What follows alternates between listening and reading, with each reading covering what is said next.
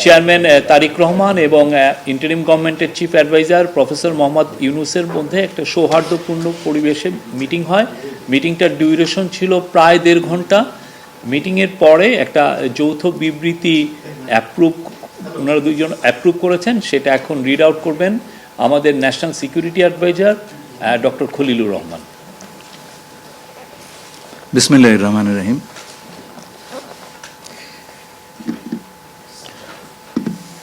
মাননীয় প্রধান উপদেষ্টা এবং বিএনপির ভারপ্রাপ্ত চেয়ারম্যান দুজনের অনুমোদিত যৌথ বিবৃতিটি আমি পাঠ করে শোনাচ্ছি।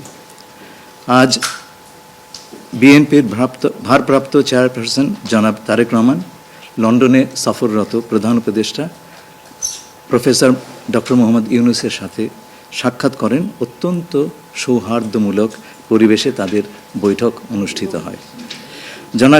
জনাব তারেক রহমান প্রধান উপদেষ্টার কাছে আগামী বছরের রমজানের আগে নির্বাচন আয়োজনের প্রস্তাব করেন। দলের চেয়ারপারসন বেগম খালেদা জিয়াও মনে করেন ওই সময় নির্বাচন অনুষ্ঠিত হলে ভালো হয়।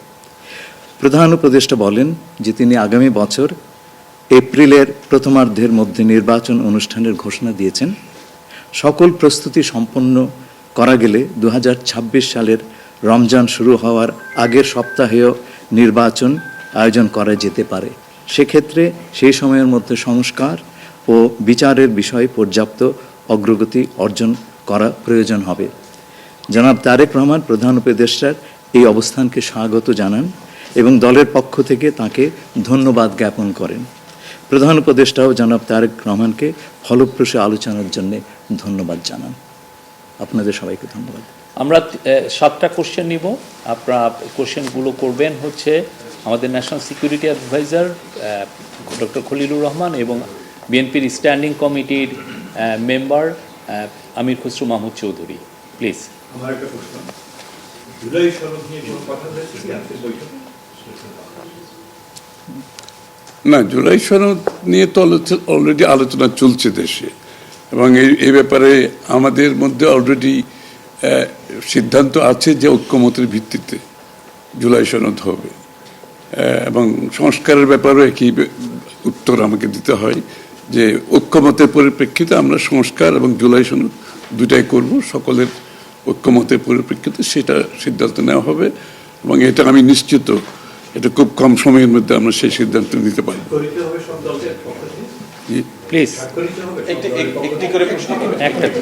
হ্যাঁ, ঐক্যমত যেখানে হবে স্বাভাবিকভাবে ঐক্যমতের পরিপ্রেক্ষিতে যে সিদ্ধান্ত হবে স্বাক্ষরিত তো হবেই, না হওয়ার কোনো কারণ তো নেই। Please please please please please. উনি প্রশ্নটি হচ্ছে যে যেটি বারবার যে কথাটি বলা হচ্ছে যে রুটম্যাপ, নির্বাচনের রুটম্যাপ, নির্বাচনের একটি সঠিক তারিখ নির্ধারণে আসলে সমস্যাটা কোথায়? একটি সঠিক তারিখ সুনির্দিষ্ট তারিখ, এর কোনো সমস্যাই নাই। আমরা কোনো সমস্যা দেখছি না। কেউ দেখলে পারে এটা ভুল দেখছেন।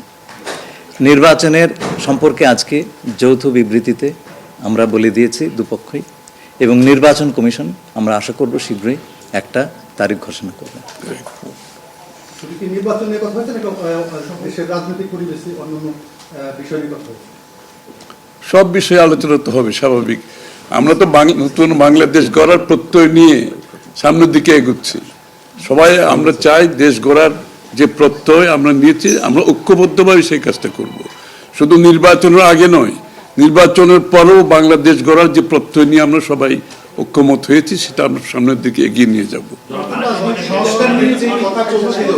একজন প্লিজ প্লিজ উনি বলুন। সংস্কার নিয়ে যে দীর্ঘ আলোচনা হচ্ছিল, সেই সংস্কার বিষয়ে বিএনপির পক্ষ থেকে বা তারেক রহমান সাহেবের পক্ষ থেকে আপনারা কিভাবে রিঅ্যাক্ট করেছেন?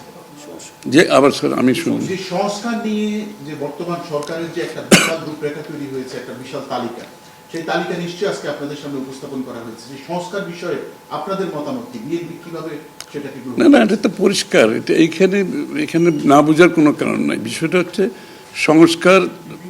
চিফ অ্যাডভাইজার সাহেব, তারেক রহমান সাহেব, আমরা সবাই একই কথা বলছি। যে বিষয়গুলোতে ঐক্যমত হবে সেগুলোতে সংস্কার হবে, তাই না? তো সংস্কারের বিষয়টা একটা চলমান প্রক্রিয়া। এমন না যে আজ সব সংস্কার এখন শেষ হয়ে যাবে।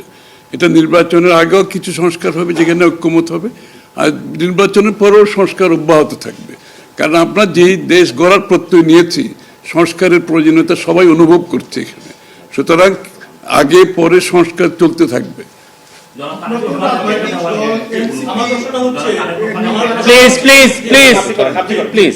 আমার হচ্ছে তারেক রহমান দীর্ঘদিন ধরে এখানে অবস্থান করছেন এবং স্বরাষ্ট্র উপদেষ্টাও বলেছেন ওনার দেশে ফিরতে কোনো বাধা নেই। ওনার এই ব্যাপারে কোনো আলোচনা হয়েছে কিনা বা কবে দেশে ফিরতে পারবে?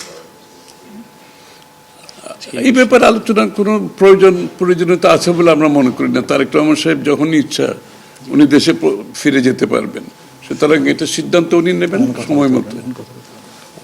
আমি একটা প্রশ্ন করতে চাই। আমার প্রশ্ন আছে যে শেখ হাসিনার যে এই যে হত্যাযজ্ঞ, সেই হত্যাযজ্ঞের যে বিচার প্রক্রিয়া, সেই বিচার প্রক্রিয়ার সাথেও কিন্তু একটা বিষয় জড়িত। তিনি বলেছেন যে তার সময় অর্থাৎ নির্বাচনের আগেই শেখ হাসিনার যে বিচার প্রক্রিয়া তিনি শেষ করতে চান এবং পরবর্তীতে তাকে ফিরিয়ে আনার ব্যাপারে তিনি সিদ্ধান্ত নেবেন। এই ব্যাপারে আলোচনা হয়েছে কিনা, এবং যদি সেটা হয়ে থাকে তাহলে সেটাও এই নির্বাচনের রূপরেখার সাথে এটা কোনো প্রভাব ফেলবে কিনা? যৌথ বিবৃতিতে এর উত্তর দেওয়া আছে। সংস্কার এবং বিচার দুই বিষয়ে পর্যাপ্ত অগ্রগতি কথা বলা হয়েছে এবং আমরা মোটামুটি কনফিডেন্ট যে এই অগ্রগতি আমরা নির্বাচন আগেই দেখতে পাবো। সম্পন্ন করা যাবে। রাজনৈতিক দল এনসিপি নির্বাচন কমিশন সংস্কার ছাড়া নির্বাচনে যাবে না বলে ঘোষণা করেছে। এই বিষয়ে কোনো এই ব্যাপারে এখানে আলোচনার কোনো সুযোগ আছে বলে আমি মনে করি না। এটা স্যার বলেন। কি হয়েছে? সকল দলের সম্মতিক্রমে নির্বাচনটা অনুষ্ঠিত হবে। আমরা সেরকমই চাচ্ছি। নির্বাচন কমিশন এই নির্বাচন কমিশনের অধীনে নতুন রাজনৈতিক দল নির্বাচনে যাবে না বলছে। নিয়ে কোনো আলোচনা হচ্ছে? এটা ওনাদেরকে জিজ্ঞেস করেন। এটা যার প্রত্যেকটি দলের নিজস্ব মতামত আছে, তবে আমরা সকলকে নিয়ে নির্বাচনটা করতে চাচ্ছি। আচ্ছা, তাহলে কি আমরা বলতে পারি যে এপ্রিলে যে ঘোষিত যে নির্বাচনের রূপরেখা, তাহলে সেখান থেকে সরকার কিছুটা সরে আসতে চাচ্ছে বা আসবে? যৌথ ঘোষণায় এই বিষয়টি সুস্পষ্টই বলা আছে। আপনারা শুনেছেন, যদি সকল কাজ সময় মতো আমরা করতে পারি এবং বিচার ও সংস্কারের ব্যাপারে পর্যাপ্ত অগ্রগতি হয়, তাহলে নিশ্চয়ই সেটা করা যেতে পারে। এখানে আমি একটু অ্যাড করি যে ইয়ের সাথে, যে মিটিংটা প্রথমে আমাদের দুই সাইডের ডেলিগেশনের সাথে হয়েছে এবং পরবর্তীতে 1 to 1 ওনারা দুজনে দীর্ঘ সময় আলোচনা করেছেন। আপনারা কি সন্তুষ্ট কিনা?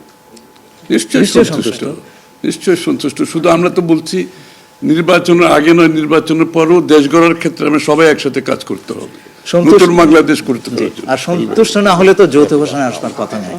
এখন যে বিচার প্রক্রিয়া চলছে বিগত সরকারের বিভিন্ন, আপনি একবার কোশ্চেন শেষ করে দেন। প্লিজ। না না, আরেকটা লাস্ট কোশ্চেন নিব, লাস্ট একটা কোশ্চেন নিব।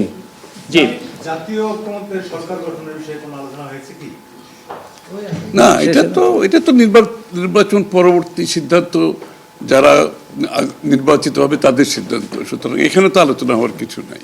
Thank you. Thank you.